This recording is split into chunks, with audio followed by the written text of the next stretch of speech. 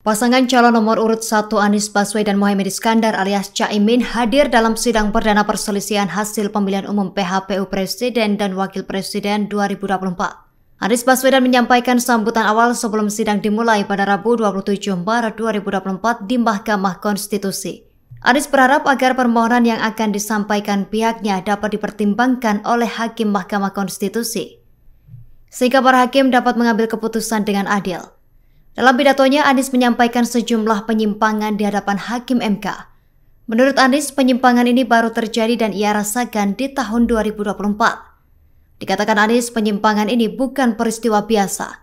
Anies pun berharap Hakim MK dapat menentukan arah masa depan demokrasi Indonesia. Anies memohon agar peristiwa ini tidak lewat tanpa dikoreksi sehingga demokrasi terkikis. Sebagai informasi, sidang perdana gugatan Pilpres 2024 digelar hari ini dan akan diputus pada 22 April 2024 mendatang. Ada 3 pihak yang bersengketa dalam sidang ini.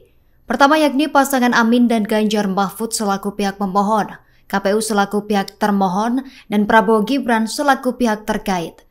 Adapun Bawaslu akan menjadi pihak yang memberikan keterangan. Kubu Anies Mohaimin dan Ganjar Mahfud mengajukan gugatan sengketa hasil Pilpres 2024 yang ditetapkan KPU.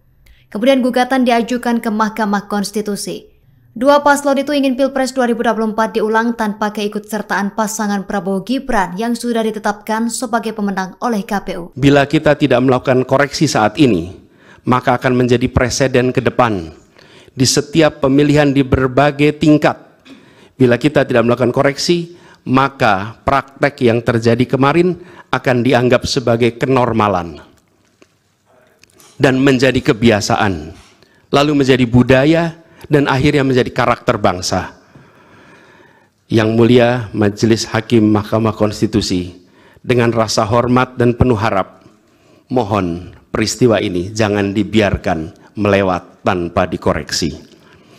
Rakyat Indonesia menunggu dengan penuh perhatian, dan kami titipkan semua ini kepada Mahkamah Konstitusi yang berani, independen, untuk menegakkan keadilan dengan penuh pertimbangan. Kami mendukung Yang Mulia untuk tidak membiarkan demokrasi ini terkikis oleh kepentingan kekuasaan yang sempit. Tidak membiarkan cita-cita reformasi yang telah lama diperjuangkan menjadi sia-sia. Tindakan dan keputusan Mahkamah Konstitusi terkait dengan jadwal pemilihan kepala daerah serentak serta keputusan penghapusan pasal pencemaran nama baik telah memberikan kepada kami harapan bahwa independensi, keberanian, ketegasan dalam menegakkan keadilan hadir kembali di Mahkamah Konstitusi ini. Kami memohon kepada Hakim Konstitusi yang kami muliakan untuk menerapkan kebijaksanaan dan keadilan dalam setiap keputusan perkara yang kami ajukan, menjadi penjaga yang teguh atas nilai demokrasi, dan memastikan bahwa konstitusi tetap menjadi panduan utama dalam membangun masa depan bangsa yang lebih adil dan sejahtera. Semoga sejarah mencatat dan menjadi saksi atas dedikasi dan komitmen yang mulia untuk mempertahankan integritas dan martabat demokrasi dan konstitusi kita. Kepada Hakim Mahkamah Konstitusi yang kami muliakan, harapan besar dan tinggi itu kami titipkan. Terima kasih. Assalamualaikum warahmatullahi wabarakatuh. Waalaikumsalam. Download Tribun X sekarang, menghadirkan lokal menjadi Indonesia.